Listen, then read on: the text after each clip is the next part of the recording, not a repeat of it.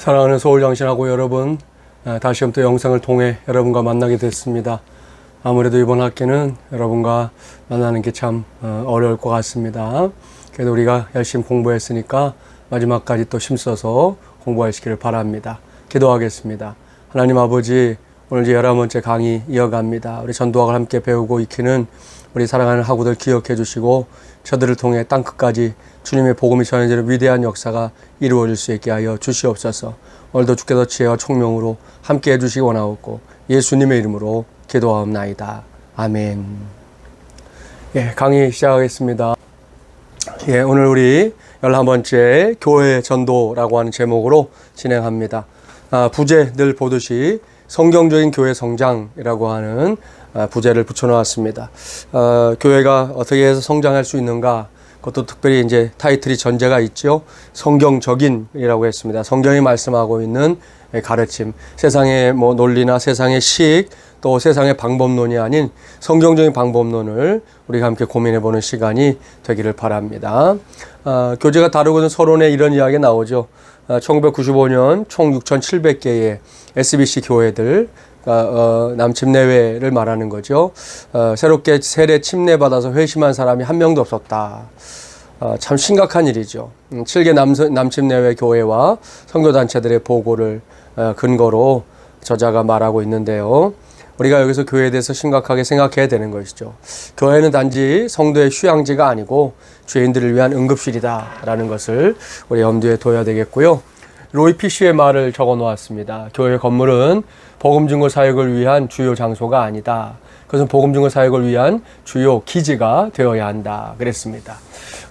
교회 자체가, 이 건물 자체가 복음 증거를 위한 뭐 장소로서 중요한 게 아니라 우리가 그 복음을 증거하는 기지로서의 역할만 잘 해내고 더 많은 사람들에게 복음을 전하는데 힘써야 한다는 교회론적인 입장에서 설명하고 있는데요. 아무튼 이 성장이라고 하는 단어가, 특별히 교회 성장이라는 단어가 나오면 항상 문제가 되는 논쟁이 있지요. 수적, 양적 성장과 이 질적 성장에 서로 대립되는 일인데요. 아마 여러분들도 부교육자로 사역을 하니까 뭐 그런 스트레스가 있을 겁니다. 내가 맡은 부서가 숫자적으로 성장하지 못하면 괜히 내 사역이 잘못되고 있는 것 같은 그런 느낌. 또 교회 안에서 뭐 이 사람 저 사람 눈치 보게 되고, 교육부 입장에서는 이제 부장 혹은 의 눈치를 보게 된다든지, 또 담임 목사의 눈치를 보게 된다든지, 이제 그런 일들이 종종 일어날 수 있는데요.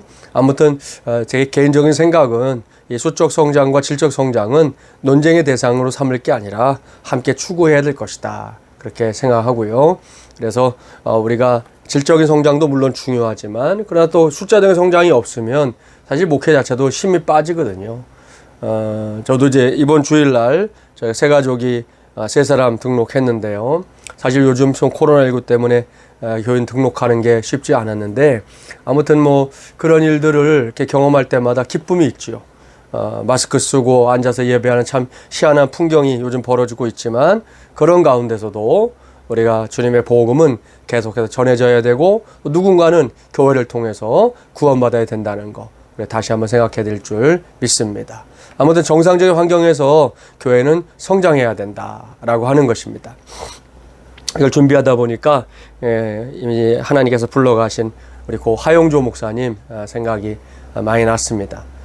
제가 한창 뭐 전도사 시절, 또 이제 뭐 목사 안수 받고 한창 이럴 때에 결국 하용조 목사님이 정말 빛나게 사역을 하셨죠. 근데 이제 한 목사님이 이제 뭐 큰 교회를 목회하셔서가 아니라 그분이 갖고 있는 교회론적인 생각들이 그 당시에도 저에게 참 많은 도전이 됐습니다. 뭐 어떤 세미나에 한 목사님이 오셨는데 그런 얘기를 하시더라고요. 자기는 사실 온누리 교회 개척 이렇게 이제 잘 됐으니까 사실 마음 같아서는 이걸 정리하고 일본에 가서 교회 개척을 하고 싶다. 사람들이 이제 왜 그러시냐 물었더니 보통 이제 일본은 사실 선교사님들에게도 무덤과도 같다, 이런 이야기를 많이 하지 않습니까? 그러니까 일본이라고 하는 곳 자체가 복음을 전하기 참 척박한 땅인데, 그런 곳에 가서도 본인이 확신하고 있는, 오늘 주제대로 성경적인 교회론을 가지고 사역을 하면 일본에서도 얼마든지 온누리교 같은 교회를 세울 수 있다라는 그런 확신이 있다는 거죠. 그래서 자신이 일본에 가서 다시금 교회 개척을 하고 싶은 마음이 있다, 그런 이야기를 하시면서 핵심은 그거였습니다. 성경적인 교회의 성장. 성경이 말하고 있는 대로 하면 교회는 성장한다. 오늘 이 저자도 마찬가지죠. 정상적인 환경에서 교회는 성장해야 된다는 거죠. 성장하지 못한다는 것은 어쨌든 뭔가 문제가 있는 것인데 그 문제에 대한 것조차도 성경적인 해답을 찾는 것이 필요하다 말할 수 있을 것 같습니다. 그래서 리워렌의 이야기를 소개하는데요. 결정적인 문제는 교회 성장이라기보다도 교회 건강이다. 리워렌은 그렇게 얘기했습니다. 아무튼 건강한 그리스도를 또 영화롭게 하는 교회는 나눠지거나 영적으로 죽은 회중보다는 더 성장할 것이 분명합니다. 그렇기 때문에 오늘 저와 여러분이 이제 다시금 교회론의 입장에서 이 교회를 어떻게 복음을 통해서 성장시켜 나갈 것인가, 또 그것이 얼마나 하나님의 기쁨이 될 것인가. 단지 목회자가 뭔가 영화를 누리고 또 교회 성장을 통해서 교계에서 목소리에 힘이 들어가는 그런 위치에 가고자 하는 것이 아니라 순수하게 하나님의 교회가 성장하고 그 교회 성장을 통해서 하나님의 나라가 확장되어져 가는 것, 거기에 우리의 꿈과 목표를 두고 오늘 함께 우리가 공부했으면 하는 바람이 있습니다. 여기까지는 이제 교재에 나오는 이야기가 중심이었지만 당장 우리 교단 얘기를 안 하고 갈 수가 없을 것 같습니다. 그림 하나 보여드릴게요. 기도 공부에 이제 실렸던 기사인데요. 본교단 전체 교인 수, 또 목사 수, 무임 목사 수 현황입니다. 총회 통계위원회 자료를 근거로 하고 있는데요. 우리가 볼 수 있는 대로 사실 지금 꺾이고 있는 시대인 게 분명하죠. 2010년도를 정점으로 좀 한 10년 벌써 됐는데요. 10년 정도 계속해서 줄어들고 있는 현실입니다. 그래서 2018년 아마 작년은 좀 더 줄었을 거라 생각하는데요. 255만 4천 명이 우리 예장 통합 측 성도들의 숫자고요. 또 그중에 목사 숫자는 이제 2만 506명. 또 그중에서 무임으로 이제 임지가 없어서 손을 놓고 있는 사람들 1694명 이렇게 나오고 있으니까요. 굉장히 좀 참담한 일이다 이렇게 말할 수 있습니다. 한동안 우리 교단이 만사운동이다 그래서 배가 운동을 많이 애쓰고 수고했는데 한동안 또 많이 올라가기도 했죠. 그래프에도 나오지만 2001년도부터 2010년까지는 계속해서 늘었습니다. 성장했죠. 어려운 때 그때도 어려웠습니다. 그렇지만 성장했는데 2010년을 정점으로 다시금 추락하고 있는 게 오늘의 현실입니다. 심지어 요즘은 아시죠? 가나안 교인, 교회 안에서 가나안 교인이라고 불리는 사람들이 계속해서 늘어나고 있다는 거 참 안타까운 일이죠. 저와 여러분이 정말 각성하고 그들을 어떻게 구원의 길로 또 복음의 길로 바르게 인도해 갈까 하는 것은 우리 모두가 함께 고민해야 될 숙제다 그렇게 생각합니다. 아무튼 우리 교단 것은 우리가 참고해서 오늘 마지막 말미에도 우리가 고민거리를 함께 또 하나 더 드릴 거지만 우리 교단 안에서 저와 여러분이 어떻게 이 교단 안에 필요한 역할을 하고 또 이 안에서 하나님의 백성들을 계속해서 세워갈까 하는 것에 대한 고민을 좀 심각하게 해야 될 때가 지금이다 생각합니다. 자, 그래서 교회 성장운동에 대해서 우리가 함께 살펴보려고 하는데요. 교회 성장운동은 1955년에 도널드 맥가브런의 이 하나님의 다리라는 책의 출판과 함께 시작됩니다.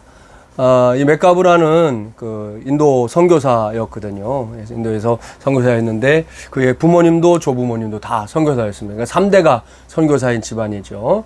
아무튼 선교지에서 자랐고 선교지에서 사역을 하면서 교회들의 성장을 지켜보면서 어떻게 해야 하나님의 교회들을 계속해서 이 선교지 안에 세워나갈까 하는 것에 대한 고민을 심각하게 했던 사람 중에 한 사람이 바로 도널드 맥가브런입니다. 이 사람은 질문했습니다. 다른 교회들이 성장하지 않을 때 왜 어떤 교회들은 성장하는가? 그러니까 A라는 교회 B, C, D는 전혀 성장하지 않고 제자리거나 혹은 퇴보하고 있는데 E라고 하는 교회는 어떻게 성장하는가? 이런 이제 질문을 가지고 제가 이제 선교 현장에서 교회들을 파고들게 되고요. 연구하게 됩니다. 그 뒤를 이은 사람이 이제 피터 와그너 많이 들어봤죠?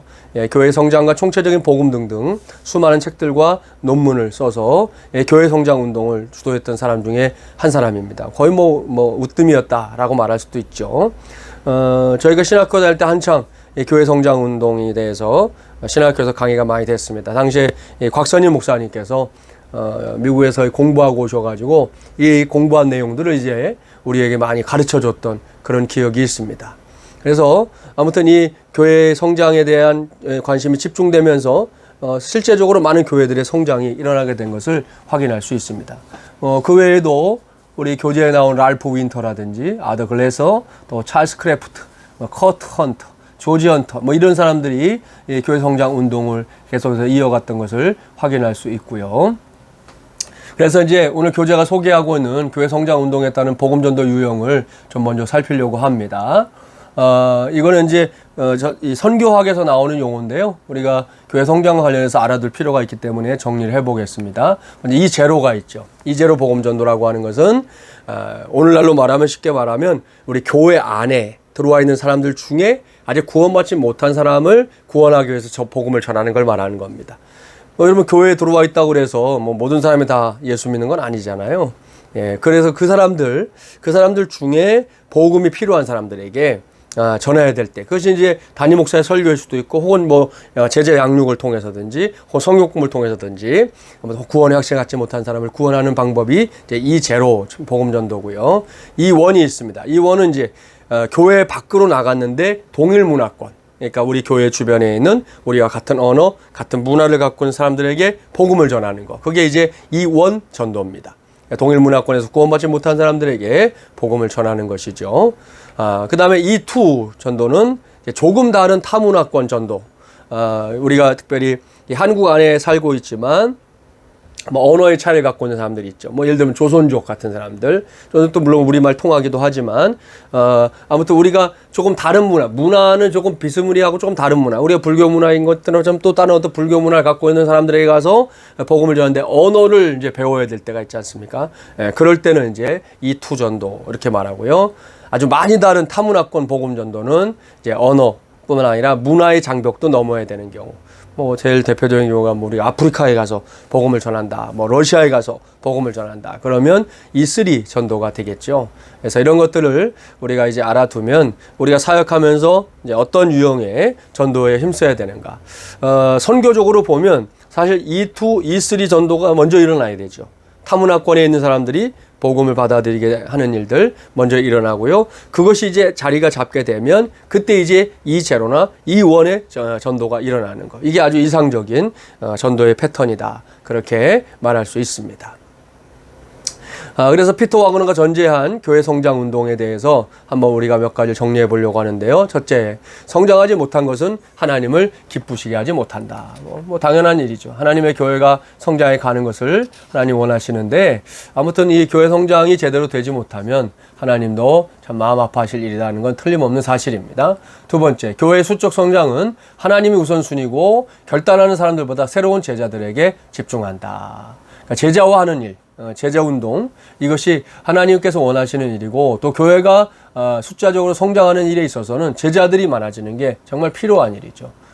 세 번째, 제자는 수적으로 교회를 증가시키는 유형을 알아볼 수 있고 셀 수 있는 사람들이다. 그러니까 교회 숫자의 증가에 대해서 우리가 뭐 셀 수 없으면 말이 안 되겠죠.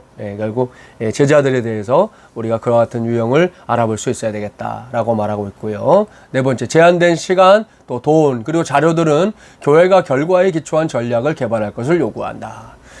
그래서 사실 이 교회 성장에서는 교회 전략, 선교 전략, 복음 전략, 이런 것들이 이야기가 되거든요. 그래서 전략 개발이 필요로 하다는 것을 말하고 있고요. 다섯 번째, 교회 성장을 측정하고 격려함에 있어서 이 사회과학과 행동과학이 귀중한 도구다. 그래서 여러분, 교회 성장 운동을 하는 사람들이 그냥 막연하게 뭐 사역을 한 게 아니고, 이분들이 가졌던 이 방법론, 메소드는 사회과학, 행동과학 등에서 이렇게 벤치마킹해서 사용한 것들이라는 걸 알 수 있습니다. 그 최대한의 성장을 위해서 연구하는 건 필수적이다. 그렇게 말하고 있습니다. 책에 잠깐 나오는 용어이기 때문에 좀 설명을 해드리고 가려고 하는 것은 동질 집단 회심 운동입니다. 이게 뭐냐 하면, 이건 사실 이제 우리나라에서는 조금 익숙하지 않아요. 여러분, 선교 관련 책들 읽어보면 동질 집단 회심 운동이라고 하는 걸 이제 읽게 되는데, 그게 뭐냐 하면 이렇게 다민족 사회를 이야기하는 겁니다. 보통 예전에 동질 집단 회심 운동 전에는 선교 기지 전략이 있었는데, 그 선교 기지 전략이 이런 거죠. 어느 사람을 전도합니다. 그래서 그가 구원받아요. 근데 그 족속 자체가 예수님을 믿으면, 뭐 무슬림이 그렇죠. 예를 들면 이렇게 명예살인이라는 거 하지 않습니까? 지난번에도 말씀드렸지만, 그 사람을 구원받은 사람을 데려다가 따로 이제 신앙 공동체 혹은 마을을 만들어 줍니다. 그래 그곳에서 생활하게 하는 거죠. 그러면 이제 뭐 생명의 위협이나 이런 걸로부터는 자유하고 안전하지만, 문제는 뭐다? 이 사람들이 더 이상 전도하지 못하는, 거기 와 있는 사람들은 다 믿는 사람들만 모여있기 때문에, 그리고 이제 뭐 다른 족속들도 함께 있다 보니까 계속 선교사에게 의존하게 되는 약한 교회가 될 수밖에 없다는 거죠. 이것에 대해서 이제 반대하는 생각을 가지고 나온 것이 이제 동질집단 회심운동인데요. 동질집단 회심운동에서는 이미 전도를 받고 구원받으면 그 사람을 그 민족 속에 두는 겁니다. 그 족속 속에 두고 거기서 또 다른 사람들을 그가 전도할 수 있게 하는 거죠. 그렇게 해서 생겨진 이 자생적인 교회는 결국 능력 있는 교회가 되고 또 선교사를 파송하는 교회로서 성장해 간다는 겁니다.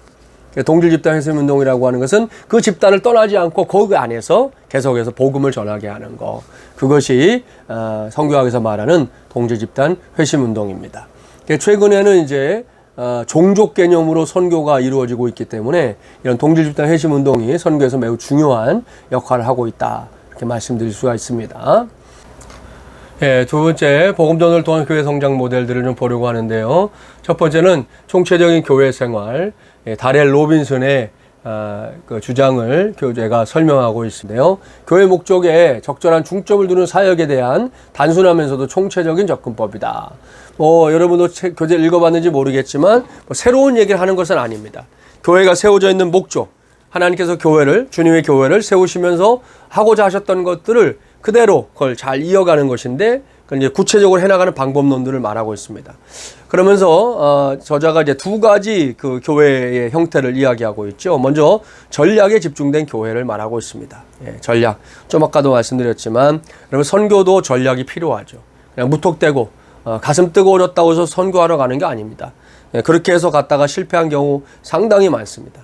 그러니까 우리가 복음을 전한다고 하는 것은 분명한 의도를 가지고 계획을 가지고, 그 의도와 계획은 우리의 의도와 계획이 아니라 하나님의 의도와 계획이죠. 하나님의 뜻에 기초한 전략을 세워가면서 그것을 해나가야 된다는 건데, 그림을 교재에 설명하고 있죠. 이런 겁니다. 전략에 집중된 건 어떻습니까? 목적지를 향해 단계적으로 이동하기 위해 전략적으로 사용된 특별한 행동 계획들이 있다는 거죠. 그래서 저 밑에 현재 위치에서 저 위쪽 우리가 있기를 원하는 곳까지 가는데요. 이 전략적인 계획은 방향을 정하고 또 복음 전도 성장 마음가짐을 만들어준다, 그랬습니다.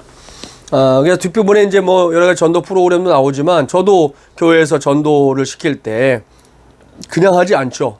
보통 한 2달 전부터 이제 본격적으로 저 이제 예랑제라고 한다고 그랬죠. 예랑제를 위한 사역을 선포하고, 또 태신자를 작정하게 만들고, 또 기도하는 시간, 또 함께 전도하러 나가는 시간, 또 필요한 전도 자원들을 제공하는 것들, 이런 모든 것들을 전략적으로 잘 세워서 이것을 해나갈 때에만 우리가 원하는 목적지에 도달할 수 있다는 것이죠. 그래서 전략에 집중된 교회가 되는 것은 우리가 복음을 전하는 데 있어서 또 교회가 성장하는 데 있어서 굉장히 중요한 일이다. 그래서 오늘 결론에 보면 이걸 가지고 저자는 결론을 내리고 있다는 걸 확인할 수 있습니다. 자, 두 번째, 프로그램에 집중된 교회가 있다는 거죠. 뭐 사실 한국 교회에 좀 이런 경우들이 참 많이 있습니다. 이런 경우를 볼 수 있는데, 프로그램에 집중된 교회라는 게 뭐겠습니까? 전략과 관계없이 교회 생활에 겹쳐진 여러 가지 매력적인 프로그램들. 요즘 뭐 좀 큰 규모 있는 교회들은 뭐 프로그램이 엄청 어마어마하죠. 뭐 너무 많은 프로그램이 있어가지고 나중에는 우리 교회에서 무슨 프로그램 하고 있는지 모를 정도로 그렇게 많은 프로그램들이 진행이 되고요. 또 이제 목사님들 중에 뭐 그런 분들이 있다는 거, 그분들 개인의 생각이기 때문에 뭐 제가 꼭 탓할 건 아니지만, 이제 교인들을 통해서 듣는 이야기 중에 그런 게 있죠. 목사님이 이제 어느 세미나를 가신다. 그러면 교인들이 다 두려워 떤다는 거예요. 왜냐하면 목사님 이번에 세미나 갔다 오시면 또 그 세미나에서 말한 거대로 교회를 바꾸려고 한다는 거죠. 그러면 밑에 그림이 있죠. 현재 우리가 있는 곳에서 목적지는 저 위에 있는데, 그 목적지까지 가지 못하고 계속해서 좀 올라가다가 또 내려가다가 올라가다가 내려가다 그럽니다. 그러니까 프로그램이 끝까지 가는 수단이 되는 것이 아니라, 프로그램 하나가 또 끝나고 또 하나가 시작했다 끝나고 시작했다 끝나고 하면서 결국은 원하는 목적지까지 가지 못하는 그런 교회가 된다는 것이죠. 그래서 여러분, 교회는 프로그램이 아니라는 거죠. 정말 명심해야 됩니다. 어떤 프로그램을 우리가 사용할 수 있지만, 그 프로그램 사용하는 목적이 분명해서 그걸 전략적으로 사용해서 목적지까지 이르면 괜찮은데, 단순하게 한번 돌려보고 한번 해보고 이거 해보고 저거 해보고 또 많이 백화점처럼 나열해 놓는 거, 그것이 결코 건강한 교회를 만드는 것은 아니다라는 것을 우리가 생각해 봐야 될 겁니다. 그래서 프로그램이 좋은 교회를 사람들이 가는 게 아닙니다. 여러분 신앙생활하기 좋은 교회를 찾아가는 게 사람들의 마음인 것이죠. 그래서 당장 프로그램이 뭐 사람들의 흥미를 유발할 수 있겠지만 그것이 좋은 복음 전도의 방법이 되거나 또 교회 성장의 방법이 되지는 못한다. 어디까지나 이건 부차적인 것이고 우리는 핵심적인 전략 거기에 중점을 둬야 되겠다라는 것을 저나 여러분이 꼭 기억했으면 좋겠습니다. 앞으로 여러분들 뭐 세미나 다니는 거 가지 말라는 거 아닙니다. 가서 잘 점검해서 내가 속해 있는 공동체나 내가 사역하고 있는 곳에 여러 가지 것도 한번 잘 놓고 연구하고 또 누군가의 의견을 또 듣고 물어서 결론을 지어서 만들어가는 건 아주 좋은 일이죠. 그러나 그냥 다이렉트로 그냥 한 번씩 가슴 뜨거워졌다고 그래서 프로그램을 실시하는 것은 오히려 교회의 체질을 약화시키는 또 교회를 정체시키는 잘못된 방법론이 될 수 있다는 거 여러분이 함께 기억해 주시기를 바랍니다. 예, 로빈슨은 정치하고 쇠퇴하는 교회들의 딜레마와 AD 1세기 후반의 에베소 교회를 비교하고 있습니다. 에베소 교회 같은 경우 어떻습니까? 놀랄만한 출발을 했지만 1세기 말에 어려움이 있었고 후에는 사라지는 그런 교회가 됐다는 것이죠. 결국은 제대로 성장하지 못했고 교회는 생명을 잃어버리고 말았다는 것을 전하고 있는 건데요. 그런 의미에서 이 총체적인 교회 생활을 잘 점검하는 것이 교회를 건강하게 세워가는 길이다라고 이 다렐 로빈슨은 말하고 있는 것입니다. 자, 그래서 모든 지역교회가 세 가지 본질적인 기능을 가지고 있다고 믿고 있는데요. 그 세 가지가 뭐냐? 첫째는 구주를 찬양하라. 예배 혹은 연합된 교제 그리고 동원된 기도 건강한 조직을 통해서 주님을 찬양하는 일들을 교회가 계속해서 해나가야 된다는 거죠. 이건 우리가 뭐 현재 교회들이 하고 있는 것들 아니겠습니까? 그러니까 이 부분을 좀 더 예민하게 점검하고 또 그를 해낼 수 있도록 지원하는 일들 그것이 바로 오늘날의 교회가 해야 될 일이다 라고 말하고 있는 것입니다. 두 번째는 성도들을 준비시키라 그랬습니다. 주일학교와 다른 교회 기관들을 통해서 평신도를 사역에 참여시키는 것에 대한 중요성을 강조하는 겁니다. 이따 후반부에도 나오겠지만 여기에 나오는 주일학교가 단지 우리 교육부에 국한된 것이 아닙니다. 뭐 교육부 포함 우리 장년들 주일학교도 다 포함하는 것이죠. 요즘은 주일학교가 좀 장년들 같은 경우는 사라져서 보이지 않는 경우가 많지만 제가 처음에 교회 갔을 때만 해도 장년부 성경 공부가 따로 있었죠. 예배 전에 그런 주일학교의 개념이 다시금 좀 필요하다라고 주장하고 있는 것이고요. 세 번째, 죄인들을 복음화하라 그랬습니다. 교회가 지상 명령을 수행하도록 이제 인도하는 것을 말하는 거죠. 그래서 뭐 사실 우리가 참 핵심적인 것이 전도의 핵심이 뭡니까? 죄인들을 구원의 길로 인도하는 것. 예수 그리스도가 명하신 대로 모든 족속들을 제자로 삼는 것. 그래서 하나님의 사람으로 하나님의 백성으로 세워가는 것. 그것이 바로 이 죄인들을 복음화하라 하는 것입니다. 그래서 이 총체적 교회생활 모델에서는 이런 구주를 찬양하라, 성도들 준비시켜라, 죄인들을 복음하라 이 세 가지 명령을 잘 지키고 해나가는 것 그것이 총체적인 교회생활의 복음전도 전략에 해당이 된다는 것입니다. 그래서 복음전도를 그냥 하나 더한 프로그램이나 역점으로 보는 것을 주의해야 된다 하는 거죠. 복음전도가 이제 여러 가지 교회 그러니까 지난번에도 교회론 얘기해드렸지만 여러분 우리 교회 표지 5가지 이야기할 때 예배 또 기둥 3가지, 교육, 봉사, 친교, 교제, 그 다음에 지붕에 해당되는 게 선교 전도다. 이렇게 해서 복음을 전하는 것을 그냥 여러 프로그램이나 하나의 역점으로 여기는 것은 잘못이고 그 다음에 메시지가 중요하죠. 교회 전체의 책임을 강조할 필요가 있다. 그 말이 뭡니까? 교인들의 전체 참여를 통한 교회 형장의 전체 침투 이런 의미입니다. 그러니까 뭐 전군의 간부화 뭐 이런 의미죠. 모든 성도들이 함께 참여할 수 있는 그런 교회 현장을 만들어가는 거 이것이 이 총체적인 교회 생활의 교회 성장 방법론의 모델이다 말할 수 있습니다. 사실 이런 점에서 오늘 한국교회가 참 어려움이 있습니다. 아시는 대로 교인들이 이제처럼 열심히 안 하죠. 또 열심히 하는 사람은 일부이고 나머지 사람들은 이제 그렇지 못한 경우가 왕왕 있거든요. 보통 이제 8대2 뭐 얘기하는데 한 20% 정도만이 좀 열심히 하고 나머지 80%는 거의 방관자처럼 혹은 뒷짐지고 있는 사람들처럼 구는 경우들이 많은데 이 총체적인 교회 생활 모델에서는 이 교인들의 전체 참여를 추구하는 것이 필요하다. 그래서 앞에 성도들을 준비시키라 부분에 나오지만 평신도들을 사역에 적극적으로 참여시키는 것이 매우 중요한 모델이다. 그렇게 말할 수가 있겠습니다. 그래서 이 총체적인 복음전도 사역을 발전시키는 실제적인 접근은 세 가지가 나오죠. 핵심적인 결정이 세 가지인데, 먼저 시간 결정하는, 일정을 잘 세우고 계획을 잘 세우라는 거죠. 또 재정을 결정하는 거, 예산 되게 중요하죠. 여러분의 교회에서 이 선교나 전도를 해서 어느 정도 예산이 집행되고 있는지 모르겠지만, 그 예산 집행을 보면 이 교회가 선교 혹은 전도에 어떤 생각을 갖고 있는지 알 수 있는 것이죠. 또 사람을 결정하는 건데, 평신도를 잘 참여하는 거, 참여시키는 거. 저희 같은 경우에 이제 경년제로 체육대회를 하는데요. 작년에 이제 그전에는 교육자들이 주로 사역을 준비했었는데, 작년에 이제 저희 부목사님 한 분이 좀 가정의 형편상의 문제가 있어가지고 갑자기 지방을 가게 됐거든요.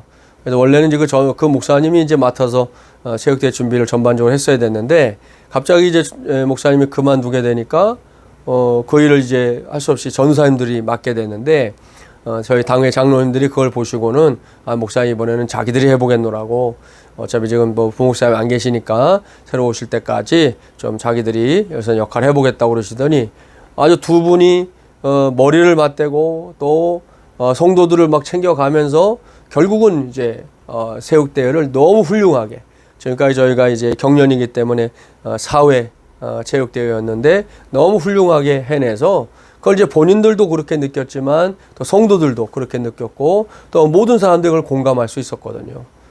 그래서 정말 이게 평신도들이 참여한다는 게 참 중요하다. 물론 이제 목회자들 입장에서 어떤 때는 이렇게 지켜봐 주는 게 좀 어려울 수도 있습니다. 이렇게 해가지고 이게 되겠나? 이 정도로 해가지고 이게 정말 할 수 있는 일인가? 이런 생각을 할 때도 있죠. 그런데 그걸 참고 견뎌주고 기다려주면 또 성도들은 성도들로서의 역할을 해낼 수 있다는 것을 보여주는 것을 우리가 확인할 수 있습니다. 그래서 아무튼 이 총체적인 복음전도 사역을 발전시키기 위해서는 세 가지 핵심적인 결정을 잘 해야 됩니다. 시간 결정, 재정 결정, 또 사람 결정하는 것 말입니다. 자, 두 번째 모델을 볼까요? 목적이 이끄는 교회 모델. 어서 많이 들어봤죠? 목적이 이끄는 삶. 우리 세들백 교회 리고렌 목사님의 책인데요. 한국 교회가 뭐 정말 열심히 읽은 책 중에 하나다. 그렇게 말할 수 있을 겁니다. 저도 뭐 열심히 읽었고, 또 뭐 선물도 많이 했고, 또 교회적인 프로그램으로 새벽 기도를 이제 목적이 이끄는 40일로 한 적도 있고요. 또 성도들과 함께 목적이 이끄는 40일 책을 읽어가면서 북쉐어도 한 적도 있고요. 아무튼 세대백교 리고렌 목사님의 주장인데, 이 리고렌의 전략은 프로그램, 재정, 건물, 또 행사나 구도자 같은 이 부수적인 문제에서 성경적인 목적이 이끄는 강조라는 이 주된 이유로 이동하는 것에 집중해야 된다. 그랬습니다.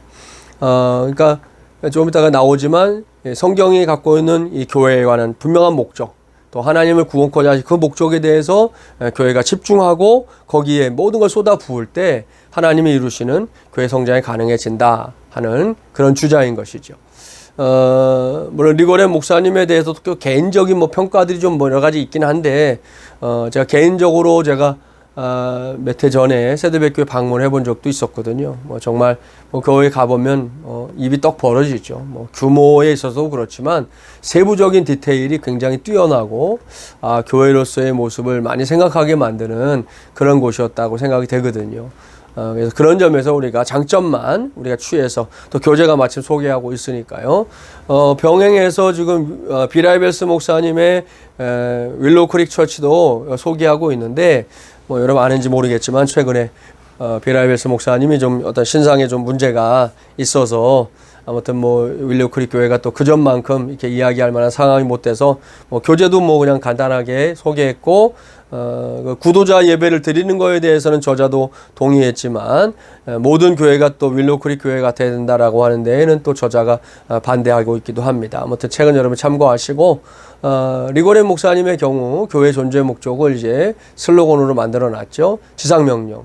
너희는 가서 모든 족속 제자를 삼아 아버지와 아들과 성령 이름으로 세례를 주고 내가 너에게 분부한 모든 것을 가르쳐 지키게 하라. 볼지어다 내가 세상 끝날까지 너희와 함께 항상 있으리라 하시니 말씀처럼, 위대한 명령에 대한 위대한 헌신은 위대한 교회로 자라게 할 것이다. 이게 세들백 교회의 슬로건입니다.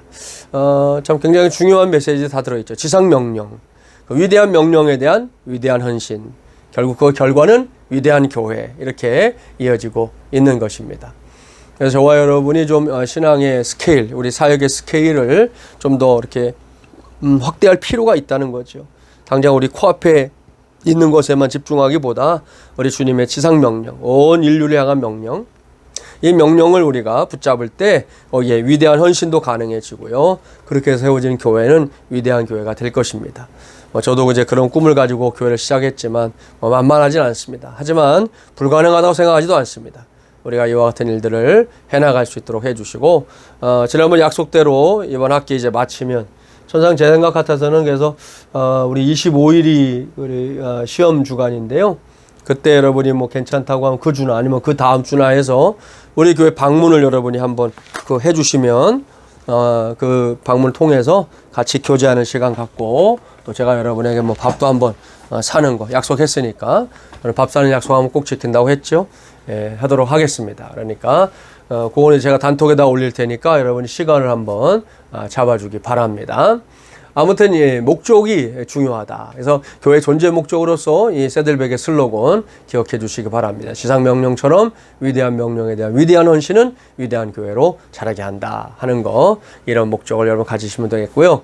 교회 5가지 목적, 아까 목적 이끄는 삶, 목적 이끄는 교회 얘기했어요. 첫째, 예배입니다. 이거는 두말할 필요가 없는 부분이다 생각합니다. 그래서 성경적으로 우리가 정리한다면 내 마음을 다하여 주 너의 하나님을 사랑하라 그랬습니다. 그리고 하나님을 사랑해가는 것은 우리가 이제 확대해가는 것이죠. 그것이 이제 우리의 예배인데, 하나님께서 원하시는 것이 하나님 나라 확장이 있다는 것을 다시 한번 염두에 두고, 여러분 우리 하나님 예배를 받으시는 거 단지 우리만의 예배를 받으시는 것이 아니라 온 천하 만민의 예배를 원하신다는 거. 혹시 미션 퍼스펙티브스라고 하는 걸 읽어봤는지 모르겠지만, 미션 퍼스펙티브에서는 말합니다. 하나님께서 왜 선교가 필요로 하느냐? 그것은 예배하지 않는 곳이 있기 때문이라는 거죠. 그렇죠?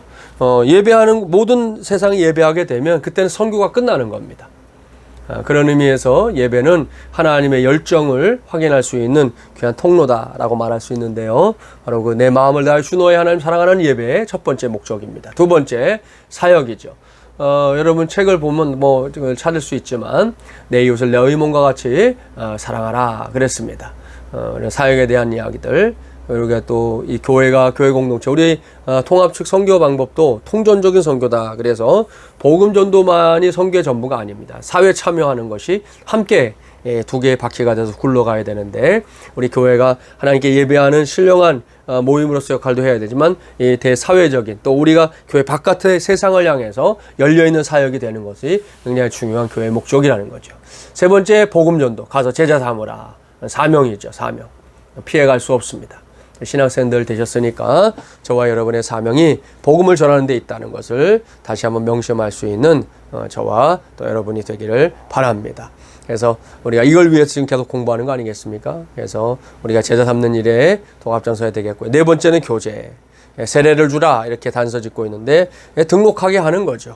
한 공동체의 멤버십을 갖게 되고, 그 안에서 이제 함께 예배하고 함께 사역하고 함께 복음 전하는 또 하나의 재생산, 그것을 이루어지게 하는 것이 바로 네 번째 목적입니다. 특별히 리고네 목사님 책에서는 하나님의 가족 공동체를 얘기하죠. 하나님의 가족 공동체, 그것이 우리 성도들이 가져야 될 중요한 목적이다 밝히고 있습니다. 다섯 번째, 제자도 가르쳐 지키게 하는 것이죠. 성도들도 성식시키는 방법, 그것에 대해서 우리가 함께 고민해 봐야 되겠다 생각합니다. 아무튼 이 다섯 가지, 예배, 사역, 복음 전도, 교제, 제자도, 다섯 가지를 우리가 관심을 가지고 교회의 목적으로 삼아야 되고요. 여러분이 앞으로 이제 단독 목회를 한다면, 혹은 여러분이 맡고는 공동체, 뭐 작건 크건 그 공동체 안에서 이와 같은 교회의 목적을 실현할 수 있도록 노력하는 것이 우리 사역자들이 해야 될 일이다 생각합니다. 단지 이게 이론으로 끝나면 안 되는 거죠. 결국 이것이 우리의 삶이 되고 우리의 사역이 되고 또 우리 교회 현장이 될 때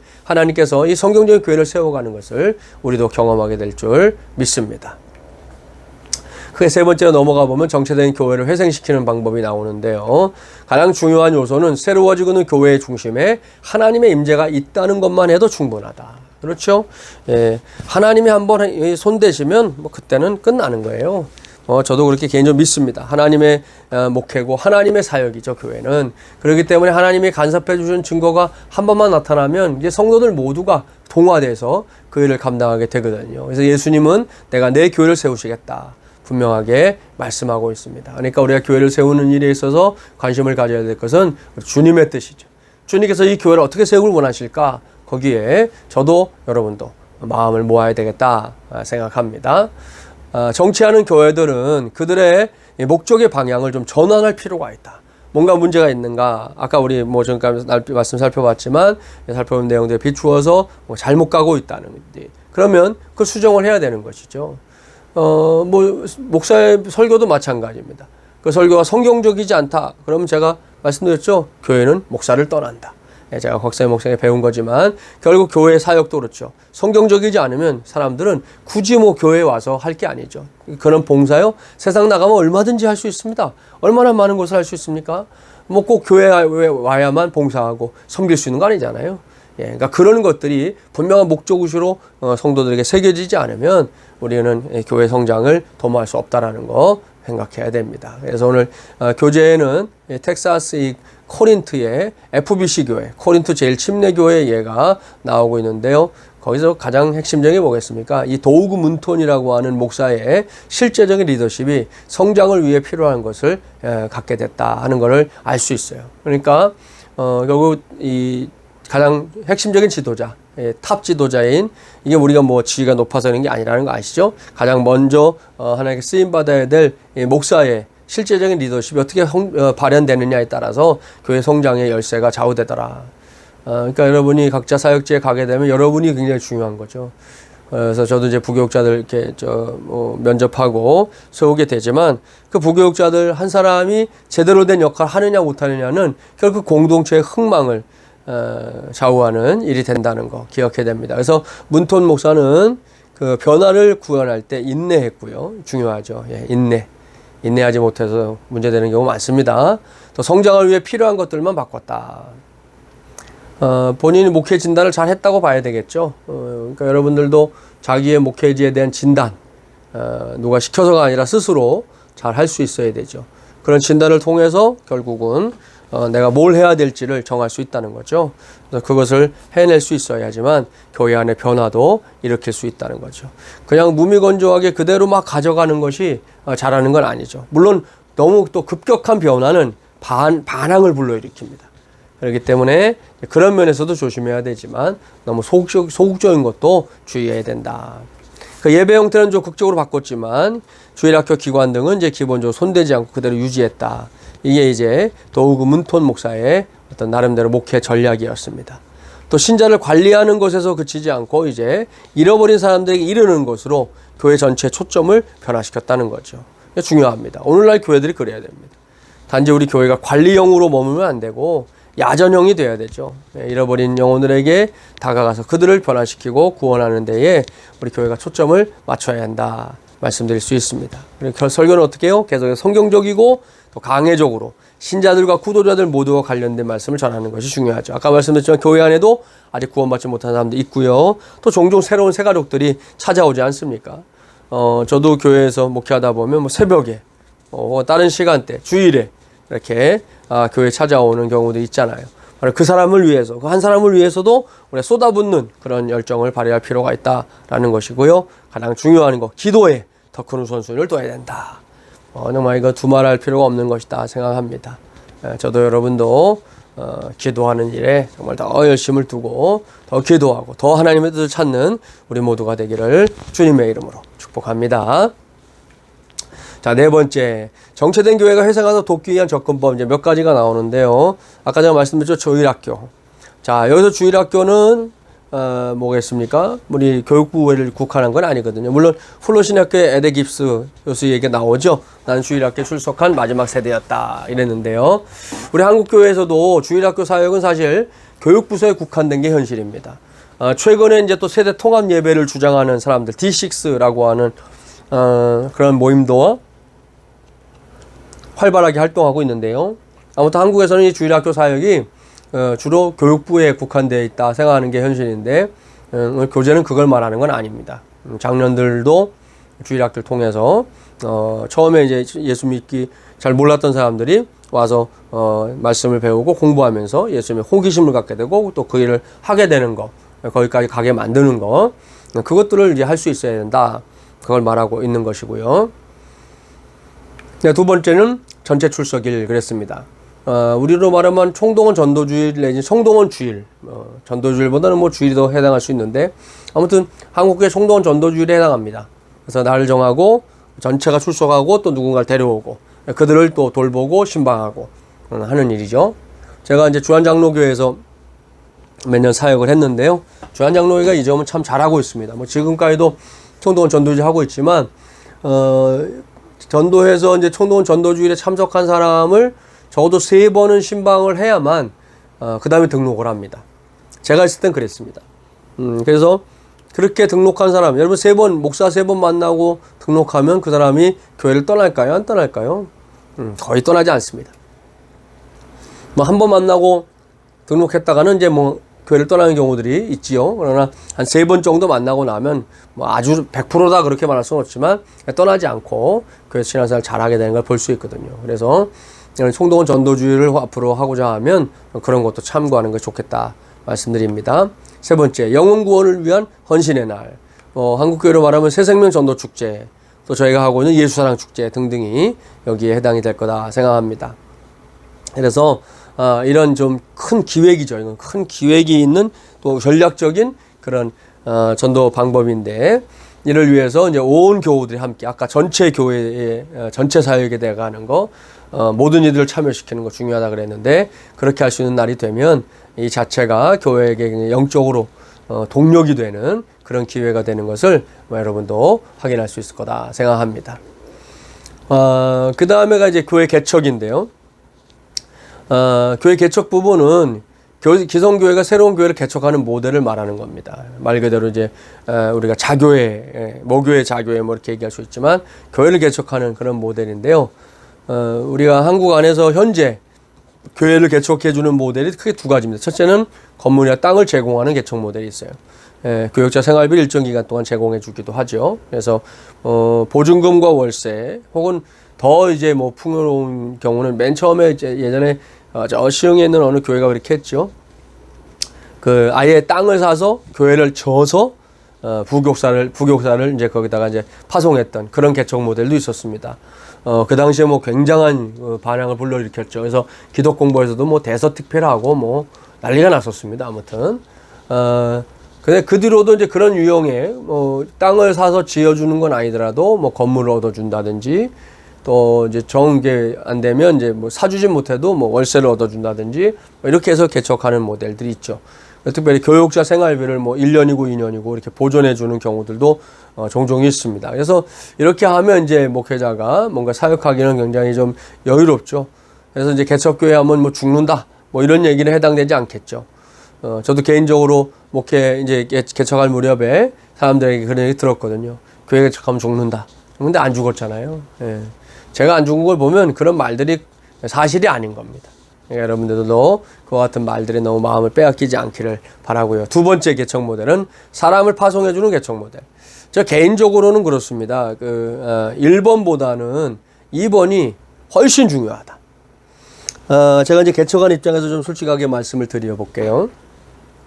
우리 노예 안에도 보면 여러 가지 이제 교회들이 있지만 특별히 보통 이제 보통의 교회들, 좀 이따 신문 기사도 하나 여러분에게 말씀드리겠지만, 뭐 20-30명 되는 교회, 성도들이 있는 교회가 제일 많거든요. 우리나라가 지금 개신교가 하여튼 뭐 6만 개 정도의 교회가 전국에 있다고 하는데요. 그 중에 80%가 바로 이제 한 30명 내외 되는 그런 교회들이거든요. 굉장히 많은 양을 차지하는데요. 아무튼 그런 교회들을 이제 개척해서 목회하는 목사님들이 굉장히 빨리 이 번아웃이 옵니다. 저도 이제 어쨌든 초기에 그런 시기를 지났지만 굉장히 사람들이 빨리 번아웃이 돼요. 그래가지고 이게 악순환이 있는데 교회가 이제 잘 안 되니까요. 뭐 어떻다는 대로 안 돌아가니까 어떤 분들은 이제 뭐 아예 두문불출하는 경우도 있지만 또 밖으로 너무 돌아다니는 분들이 있어요. 노예 안에도 보면. 그래서 무슨 뭐 모임을 자꾸 만들자고 그러고 뭐 어디 놀러 가는 모임, 야외 예배, 무슨 해외 가는 거 뭐 이런 것들을 만들어 가지고 계속 돌아다닙니다. 여러분 그럼 생각해 봅시다. 이민도 지금 성도들 숫자가 적고 목회가 잘 안 돼요. 또 내가 원했던 만큼 안 되고 있어요. 근데 자꾸 밖으로 목사님이 돌아치면 그 교회가 목회가 더 잘 되겠습니까? 안 되겠습니까? 안 되는 거죠. 안 되는 거예요. 그러니까 결국 계속 악순환이 일어나게 되는 것이죠. 그게 참 안타까운데, 그래서 저는 이제 개척할 때, 이제 제가 아는 몇몇 교회들도 그렇게 한 경우도 있어서 말씀을 드리지만, 땅을 사서 교회를 져주면 뭐, 그건 너무나도 뭐 감사한 일이죠. 뭐, 목사 입장에서. 그게 아니더라도, 또 혹은 뭐, 교육자 생활비 뭐 몇 개월만 딱 도와주고 끝나는 한이 있어도 더 좋은 거는 교인들의 일부를 이렇게 좀 떼서 개척할 수 있게 돕는 거. 그게 진짜 개척이라는 거죠. 뭐 분립 개척까지는 아니어도 뭐 분립 개척하는 교회들도 종종 있지 않습니까? 지금 뭐 이찬수 목사님 그 분당 우리 교회가 여러 교회로 분립해서 하겠다. 지금 그러고 이제 뭐 안에 있는 부교육자들 절반, 또 외부에서 절반 해서 개척 모델을 지금 또 해보겠다고 저렇게 하고 있는데요. 뭐 좋은 일입니다. 근데 아무튼 거기는 뭐 여력이나 이런 것도 가능해서 그렇지만 중요한 건 사람을 보내준다는 거죠. 여러분, 처음에 가족끼리, 그래서 저는 가족끼리 개척하는 건 반대합니다. 가족끼리 개척할 거면 하지 마세요. 가족끼리 하지 말고 여러분과 함께 개척을 도울 수 있는 동역자들을 뭐 한 10여 명이라도 만들어서 함께 시작하는 게 좋습니다. 안 그러면 여러분 생각해 보세요. 맨날 사모님 혼자 앉아 있는데 설교를 목사가 계속 합니다. 새벽기도 하고 뭐 수요일, 금요일, 주일. 여러분 한 달만 하면요 더 이상 못 합니다. 완전히 알아눕습니다. 뻗어버리는 거예요. 예? 그거는 정말 번아웃 때라고 아주 부채질을 하는 겁니다. 그렇게 하면 안 됩니다. 그래서 사람이 있어야 되죠. 그래서 목사가 설교하면서도 본인도 감동받고 은혜 받고 그러면 이제 함께 개척한 분들도 은혜 받고 그럼 또 그 불을 붙여서 또 나가서 복음도 전하고 이렇게 이루어져야 이게 선순환이 되는 것인데 여러분 사모님 한 사람 뭐 아이들 앉아 있는데 목사가 막 열심히 처음 설교하겠지만 점점 시들해지면 그 설교가 무슨 밥이 돼 맛없는 밥이 되는 거죠. 그 맛없는 밥을 먹은 사람이 무슨 힘을 내겠습니까? 결국은 그 개척은 실패할 수밖에 없는 것이죠. 그런 점에서 저와 여러분이 이제 개척 모델에 있어서 특별히 관심을 가져야 될 거, 사람을 파송해주는 개척 모델. 저도 8년 됐지만 이제 4년 정도, 3년 좀 넘었을 때 저희 교회에 있던 부목사님 개척을 해서 나갔거든요. 뭐 여기서 멀지 않습니다.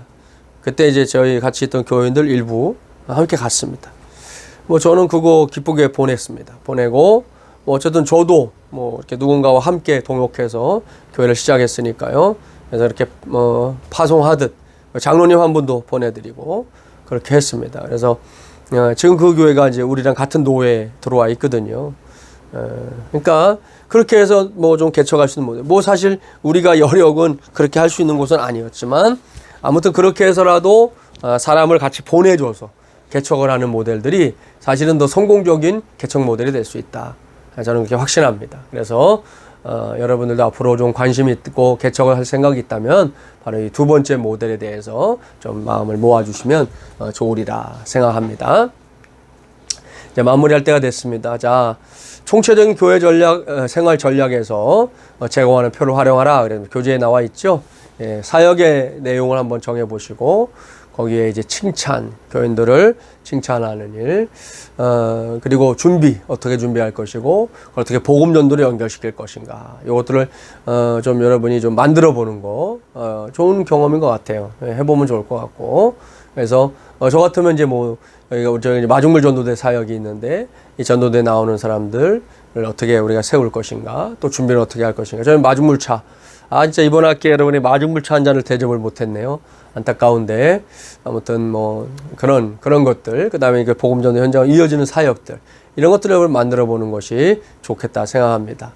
또 복음전도를 하는 교회 성장의 저자는 하나님이시다. 저자가 정확하게 밝히고 있습니다. 그렇습니다. 이 교회 성장을 이루시는 분은 하나님이십니다. 결코 목사 아니고요. 또 교인들 아닙니다. 몇몇 사람들 아닙니다. 우리가 이 점은 다시 한번 명심해서 기억해야 될 대목이다 생각합니다. 이제 마무리하면서 좀 가슴 아픈 기사를 하나 소개해야 될 것 같아요. 이게 날짜 보십시오. 2020년 6월 7일이죠. 지난 주일날 기사죠. 예배 봐도 안 봐도 망한다. 코로나의 개척교회 생사기로 이렇게 지금 타이틀 기사가 되어 있습니다.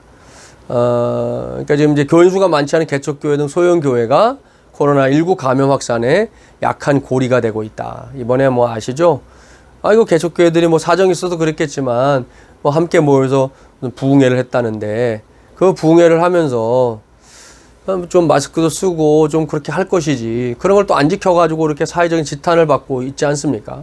근데 지탄의 문제가로 끝나는 게 아니라 이 기사 여러분 한번 찾아보세요. 밑에를 쭉 읽어보면 뭐가 나오냐면 9월 대란설이 있습니다. 지금 이 개척교회들이 지금 말씀드린 30명 정도 되는 30명 내외 되는 교회들이 전국의 80%인데 이 교회들이 지금 이렇게 벌써 한 달만 지나도 이게 어려울 판인데 1월 말부터 했으니까 2월부터 치면 2, 3, 4, 5월 6월째 지금 5개월째 아닙니까? 뭐 예배를 보면 보는 대로 문제가 되고 안 보면 또 안 보는 대로 문제가 있다는 거예요. 개척교회들이. 그걸 뭐 누구도 알아주지 않습니다. 정부요? 관심도 없습니다. 예배를 드리는 것 갖고 뭐 강행하느니 무슨 구상권 청구하느니 이런 이야기만 지금 최근에 또 다시 지금 이 수도권 인근에서 이 전파자가 나오면서 계속 교회들이 또 지금 논란의 대상이 되고 있지 않습니까? 지난주에 우리 교회 같은 경우도 감사하게도 그 전주보다 더 나왔는데 이번 주 또 어떨지 모르겠어요. 사람들이 굉장히 이게 예민하거든요. 그러니 개척교회 같은 경우들 뭐 한 절반으로 줄었다는 거예요, 대부분이. 그러니 절반 줄으면요, 임대료 내고 뭐 아무것도 할 수 있는 거, 목사님 뭐 사례비는 뭐 아예 뭐 생각도 못 하는 거죠. 이런 현실에 놓여 있기 때문에 지금도 벌써 이제 문 닫는 교회들이 있다는 거고요. 그것도 끝이 아니라 앞으로 지금 교회들이 문 닫는 경우들이 많이 생긴다. 9월이 되면 결국 이대로 9월까지 간다 그럴 때죠. 그러면 9월에는 많은 상당수의 교회들이 문을 닫게 될 것이다 라는 게 지금 예측입니다. 참 안타까운 일입니다. 뭐 도울 수 있는 방법을 찾는 것도 쉽지 않고 저희 교회도 지난번에 교회 이제 예배 쉬다가 다시 예배하면서 부활절 헌금 비롯해서 저희가 부활절 헌금 한 10%는 반드시 외부로 흘려보내는데 아무튼 그때 이제 한 3교회 정도 임대료 좀 도와줬어요. 그게 우리가 할 수 있는 전부고 뭐 그 이상을 어떻게 뭐 할 수 있는 여력이 안 되는 거죠. 저희도 한국교회 전체가 뭐 이를 같이 나서서 하는 것도 아니고 참 고민스러운 대목이에요. 그래서 아무튼 이런 기사가 있는 게 오늘의 현실이기 때문에 오늘 마침 교회 전도, 뭐 교회 성장, 교회 개척 모델까지 이야기하는데 우리가 우리 현실을 얘기하지 않고 뭐 뜬구름 잡는 얘기만 할 수 없지 않습니까? 그래서 이 기사를 여러분에게 보여드리는 거니까 참고하시고 정말 우리가 기도가 많이 필요해요. 많은 분들의 기도가 필요하고 또 어떻게 우리가 일할 때 이 문제 헤쳐나갈까 하는 거에 대한 고민도 함께 해야 되겠습니다. 그런 의미에서 오늘 마지막 영상으로 뭘 여러분과 함께 나눌까 고민하다가 존 파이퍼 목사님의 귀한 영상이 하나 있어서 특별히 이번 코로나19 관련해서 만들어진 영상인데요. 여러분이 코로나19 이후 시대는 이전과 분명히 다릅니다. 벌써 지금 느끼고 있을 겁니다. 저도 교회에서 느끼거든요. 근데 우리가 이제 어떻게 돌파구를 찾아나갈 것이냐. 가만히 있는다고 해서 누구도 해결해 주진 않거든요. 우리가 해결을 해야 되는데 어떻게 이걸 해결할 것인가. 이거에 대한 고민들을 하지 않을 수 없는 그런 시대에 놓여 있습니다. 그 점에 있어서 우리가 먼저 이 코로나19를 이제 성경적으로, 신앙적으로 또 전도의 입장에서 어떻게 받아들일 것인가. 존 파이퍼 목사님의 가르침에 귀를 기울이고 이제 오늘 말미에 마무리하도록 하겠습니다. 함께 보겠습니다.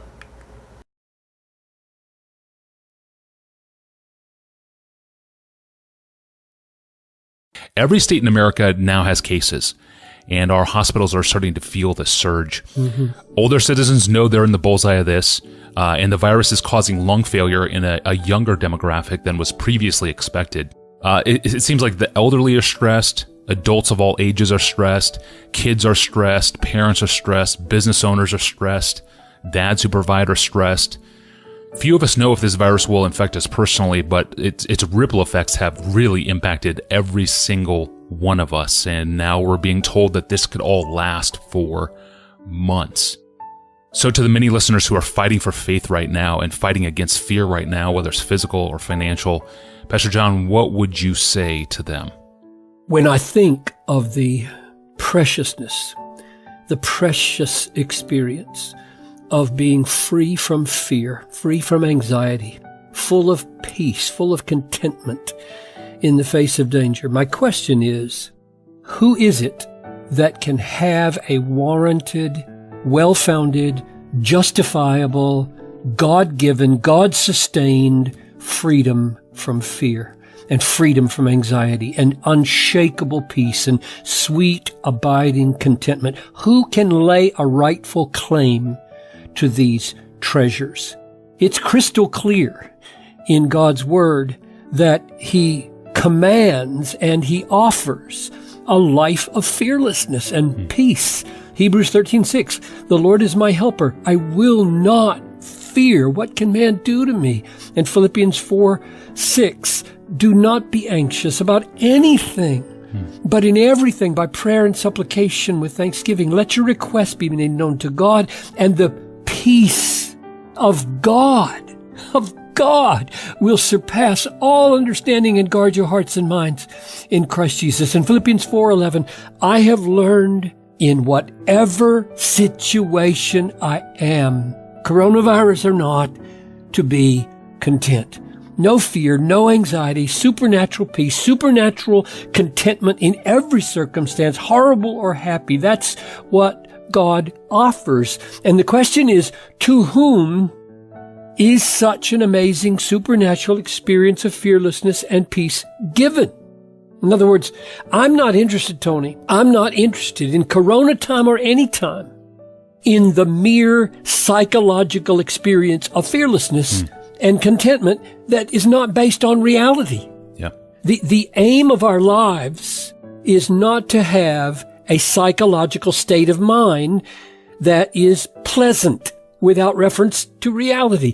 The aim is to have for ourselves and for others through us psychological, spiritual, physical states of happiness that are based on reality, that make much of our Maker, and that will be true in 1,000,000 years. That's the only kind of fearlessness and contentment I care about. So the kind of fearlessness that you see in movies where the cocky heroes keep their cool in dangerous situations and flaunt their boldness has no interest to me at all. None. Because it's not based on reality. God is real. Sin is real. Hell is real. Jesus Christ is real. The blood He shed in the crucifixion is real. The Holy Spirit is real. Faith and the absence of faith are real. Heaven is real. The human soul that will exist forever in heaven or in hell is real. Those are the great realities of the universe, and none of the fearlessness that you see in the movies is based on any of them. Therefore, it's worthless as something to admire or to aspire to. What God is doing, among 1,000,000 other things, in the coronavirus is forcing the issue of reality. And one of the litmus tests of whether your life is based on reality or based on the mirage of God-ignoring pillars holding up the cultural temple of secularism, one of the litmus tests is fear. The test of the foundations of your life is fear. Oh, what a precious gift God is giving to us to discover, while we still have time, that the pillars holding up our peace are hollow and made of paper mache. That's a gift. So I don't want to just start saying, when you ask me about fear, fear not everybody, fear not everybody, fear not everybody, when for all I know, the people listening to this should fear because the pillars of their lives are paper mache. Their lives are not based on reality. I don't know. I'd sure like to help it not be so. There are glorious, rock-solid, indestructible reasons and warrants and grounds and foundations for not being afraid of what the coronavirus can do to your health or your business or your family or the economy or to Western civilization or to history as we know it. There are foundations in reality not to fear any of this. So my question is, who is it that can have warranted, well-founded, justifiable, God-given, God-sustained freedom from fear and unshakable, sweet, abiding contentment?